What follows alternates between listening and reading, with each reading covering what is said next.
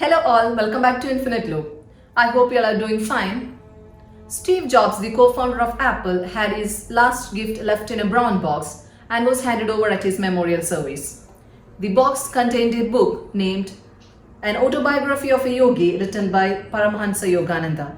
And this was the only book which Steve had in his iPad during his last days.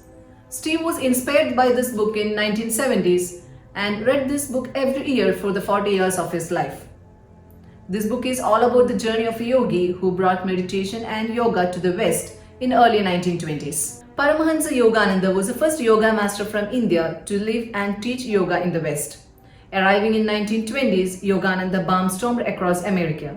In 15 years, Yogananda crisscrossed America by providing lectures and classes in major cities.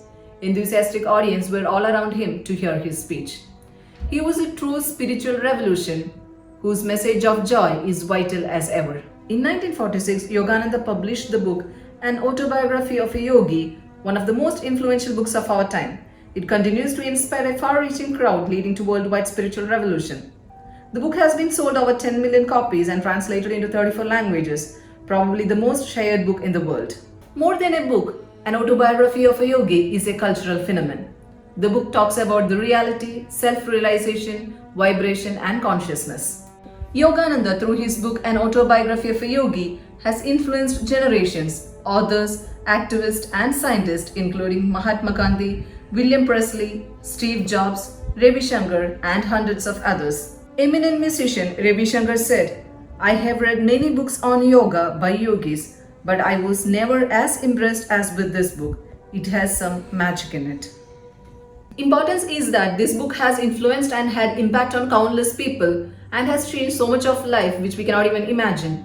Impact of this book is that deep. Contained in this book is a broadening perspective view of how we see reality. We see reality much linear, and we see reality based on how the brain is programmed.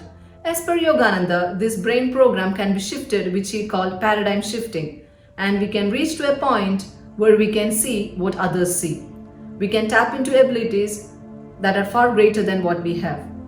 For example, coming to the business, entrepreneurs have different perspectives. One sees as an opportunity can be an obstacle for another.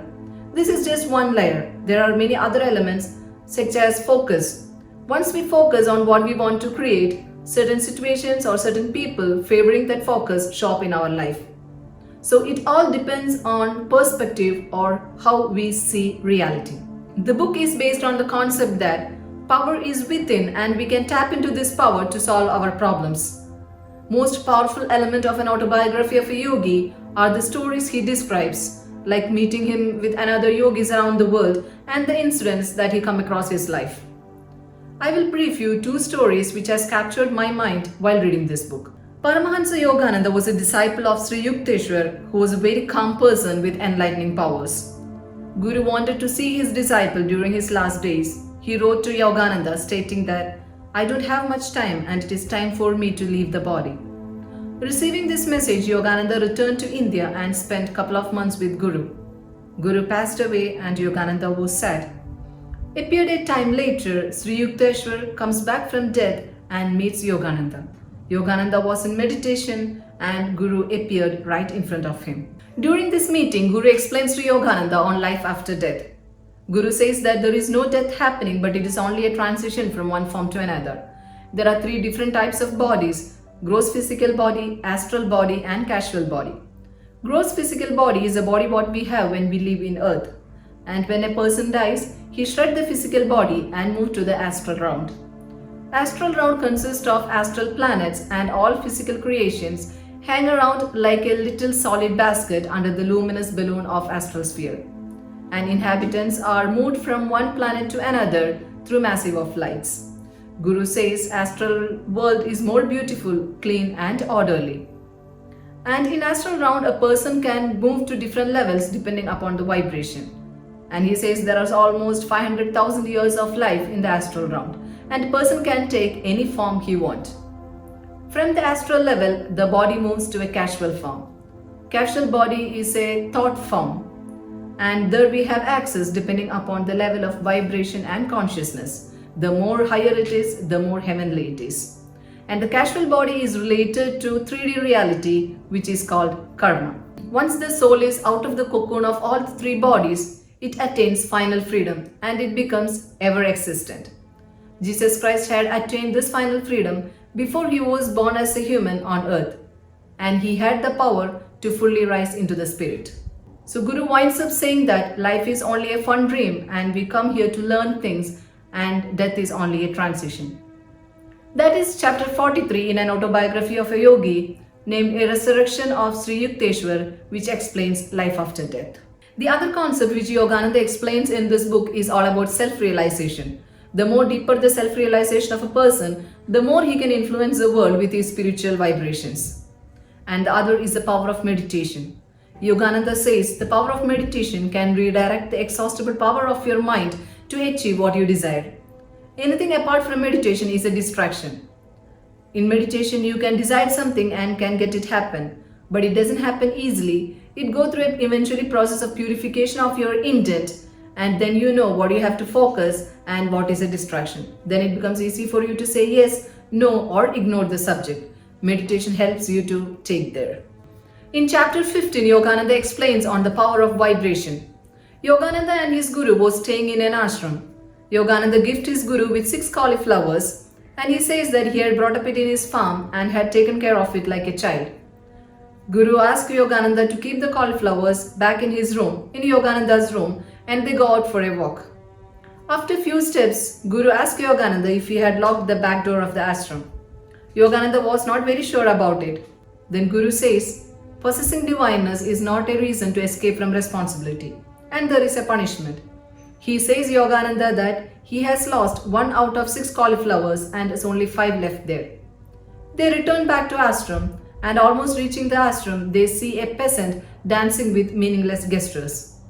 The peasant goes to the ashram through the back door and grabs 1 cauliflower and leaves the ashram. Yogananda rushed to the ashram to see if anything else has been lost, but it was only 1 single cauliflower that was lost. He asked Guru why it happened. Guru said, "You will understand it soon when the science discovers the secret behind this hidden loss." Sri Yukteswar, by his powerful will, had redirected the peasant to reverse his steps and go to ashram through the back door and to grab 1 single cauliflower. The human mind, free from static of restlessness, can perform through its antenna of intuition all the functions of complicated radio mechanisms like sending and receiving thoughts and tuning out undesirable ones. As the power of radio depends on the amount of electrical current it can utilize, so the human radio is energized according to the power of will possessed by each individual. He makes his vision on success. We know success is measured by happiness. Paramahamsa Yogananda said, if the Western brothers only could learn the methods of the yogis, then they would learn to live 100 years in perfect health, happiness, and great success. If you possess health and wealth but have trouble with everybody, including yourself, yours is not a successful life. When wealth is lost, you have lost a little. When health is lost, you have lost something of more consequence. But when peace of mind is lost, you have lost the highest treasure in life. The other element is putting God into your efforts. Tune yourself with the creative power of spirit. Power from the dynamic source of your being will flow uninterruptedly so that you will be able to perform creatively in any sphere of activity. These are my insights on the book An Autobiography of a Yogi. Once you start reading it, you may get thoughts which are totally different or related to what I say.